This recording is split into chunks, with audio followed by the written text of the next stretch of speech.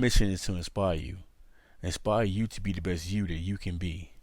Failure does not exist in a positive mind. Stay optimistic. Greetings and peace be unto you. This is the Inspiration Show, episode 29, entitled Car Rental Scams.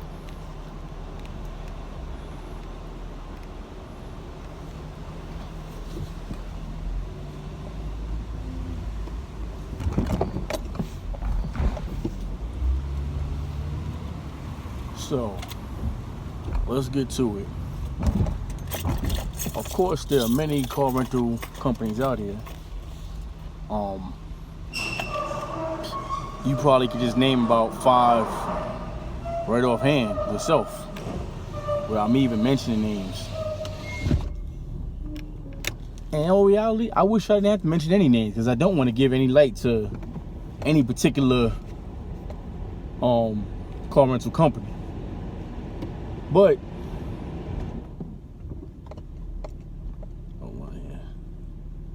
okay. But unfortunately, I got to give a little light to one of them, and that one being Enterprise Car Rental. Enterprise is horrible. My main advice to you: stay far away from Enterprise Car Rental. If you don't get anything else out of this whole thing I'm telling you here, stay away from those guys. Now, the whole entire car rental company in itself may not be that bad. I've had good experiences with them. I've had horrible experiences with them. Now, so depending on location, give or take, some may be good, some may be bad. But I can tell you, I've had enough horrible experiences to overshadow my good experiences. So therefore, I am going to tell you about both, but I'll let you be the judge on if you were me, would you still continue to deal with this company? Okay, so let's start with the good first. Let's start with the good. When I was in the Army, I was in Fort Drum, 10th Mountain Division. I had rented, I think I was renting a basic car. I was renting a regular, basic, standard car. Not even a full size, standard car. And it was for a 4-day weekend. It was actually Veterans Day, actually. 4-day weekend. And let me see. They upgraded me from the standard and gave me a SUV, actually.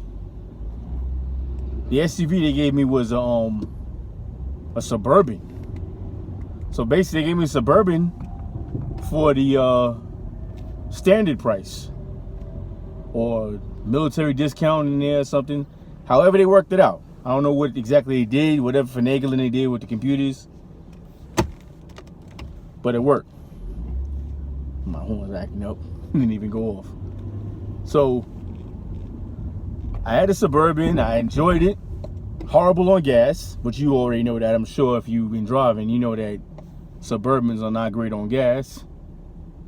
But hey, I came down to the city in style. I was down in New York in style, driving around, car full of women. I was doing good. Can't complain about that one. And he didn't even care about the gas. He was, as long as I bring it back with at least a quarter to half a tank of gas, he didn't even care if I cleaned it.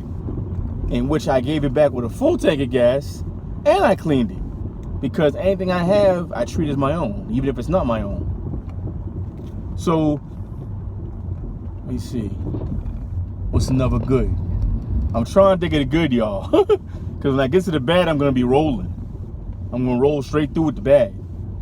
But let me try to get all the good out.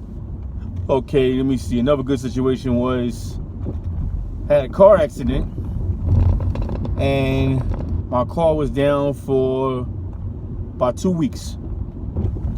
Now, during the 2 weeks, of course, I needed a rental.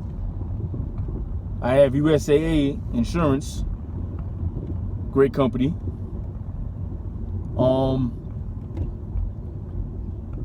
The place I went to get my car service actually had a right hand with Enterprise, the same way that USAA does. Unfortunately, though, on that side. So, I was gonna say, yeah, USAA, they authorized a rental. The rental he was gonna give me was like, I think, a Toyota Corolla, something of that size. I'm a big guy. Me and the Corolla, I look like the grape ape in a box car. So they did good for me, actually. They actually went, the guy that was there, the agent that was on the scene, he said, you know what? I know you don't want that car. I can see it in your face. He says, I got a Chevy Silverado. I think it was a 2500 or 1500, one of those. Nice pickup truck. Felt like a man up in there. So I'm like, oh yeah, that's sexy right there. But thing is, it's gonna cost me more money, isn't it? And he's like, no. He says, I'm gonna work it out where we're gonna charge you the same price as if I gave you a car. And I'm like, you sure? So I ain't got no extra money for you guys, man. I ain't rich. I'm not loaded. He said, oh, no. He's like, seriously, factual. We're going to fix it up for you. So I'm like, okay. So he did just what he said he's going to do. He gave me that rental, the pickup truck for the same price as the small car. Remember, I had that kind of deal before. Somebody hooked me up. So, now mind you, I ain't asked for none of this stuff. This is stuff that was done, at the kindness of their hearts. They did this for me. I never asked them to do any type of hookup or whatsoever for me. So, I got that vehicle. Everything went good. Returned it, no problems.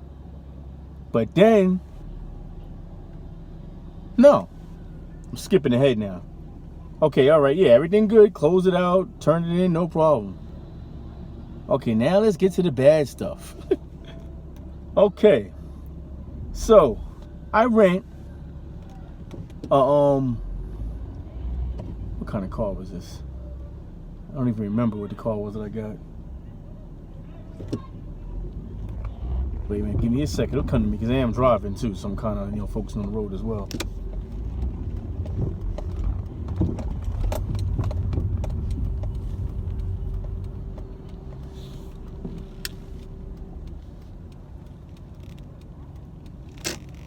Okay, so I had rented a Nissan Sentra. Now, to me, a Nissan Sentra is a horrible car. I don't like them. I'm not a Nissan fan. If I had to get a Nissan, it would be a Maxima. That's the only Nissan I would deal with if I had to own one. I just don't like their cars at all. So, New York has this thing where, I don't know if it's just Enterprise renting car or just different ones in general, but New York has this thing where they charge taxes and all types of weird fees on stuff. And then they also have certain vehicles they consider to be a standard, full size, or economy type car. So I will try to change the screen here to show you. Right in front of me is a Honda Accord. Now, a Honda Accord is considered probably a standard. Well, yeah, I would consider a Honda Accord like a standard full size standard car. a standard car. A full-size car to me would be like a Chrysler 300. More so your full-size car. So anyways, I got Nissan Sentra. When I got the vehicle, it had pretty much no major issues with it. Couple of scratches, that's about it. I had it over 30 days because my work wasn't done yet on the vehicle I had in the shop. And I wound up having to pay $250 out of pocket because they wouldn't give me the rental because I didn't have a credit card on me at the time, so I had to pay the cash. And then they talked all this stuff about, oh, it's gonna be reimbursed, whatever like that by your insurance company. I don't know about all that junk. My insurance company covers me for 30 days on a rental for up to $900. So that's $30 a day basically. Now, if I go over that, I gotta come out of my pocket. Now, I only had it for 30 days, the vehicle. Well, I had a little over 30 days, but $250 covered that.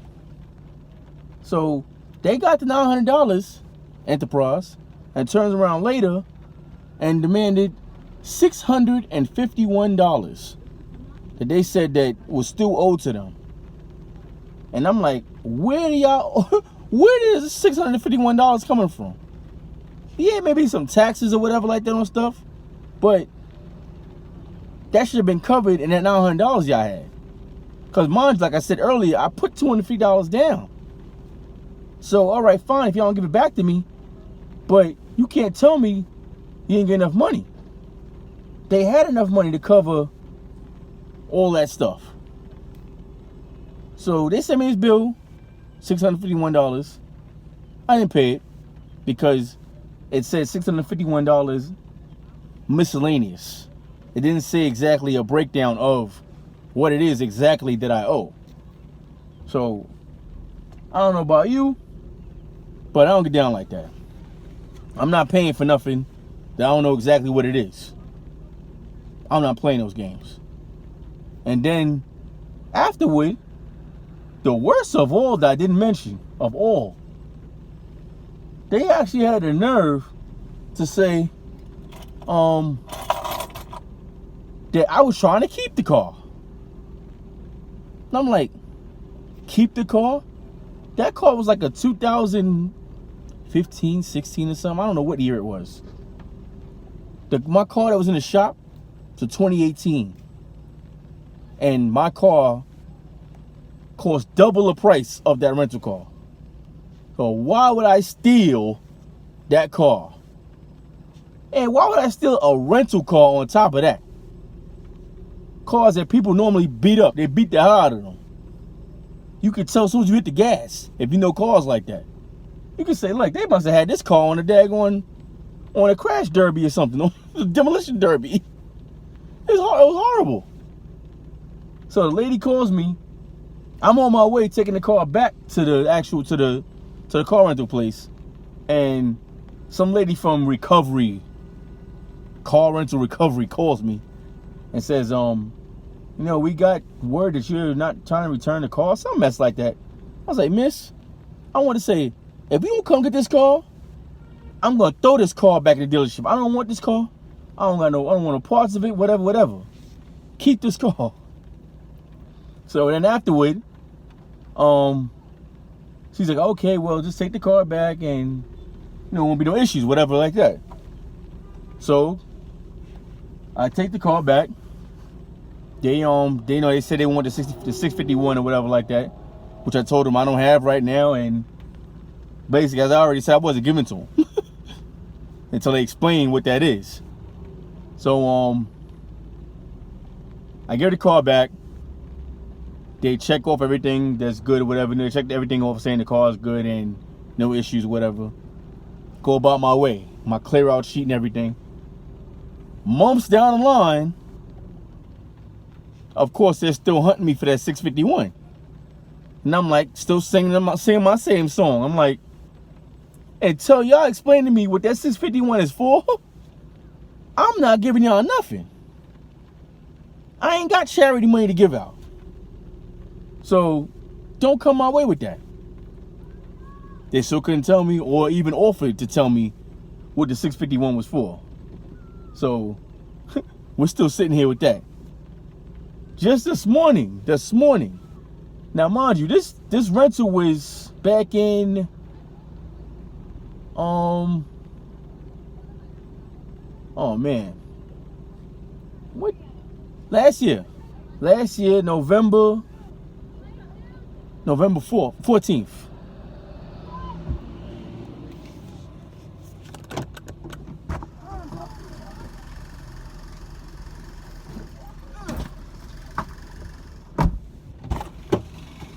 Hold on 1 second. Okay.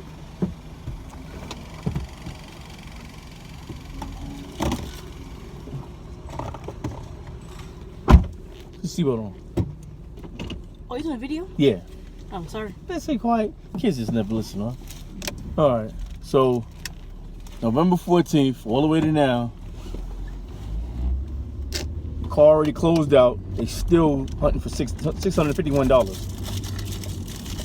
So, today she asked for, this is the recovery lady, asked for $325 in addition to the $651. And I'm like, well, you're not getting even one. So, until you explain to me what it is, what it's for. So she says the $651 is miscellaneous, which I just explained that miscellaneous means exactly what it means. Miscellaneous, unless you can explain what that is. The $325 is supposed to be recovery fees for them being hired to find the missing car. The missing car they already have on their lot that I turned in myself. That I have paperwork for stating that I turned it in. So, more garbage. And this is the reason why I'm saying that leave them alone, don't deal with Enterprise. No good company, not at all. You gotta rent a car, rent from somewhere else. Do not rent from Enterprise. And I'm gonna close it on that note.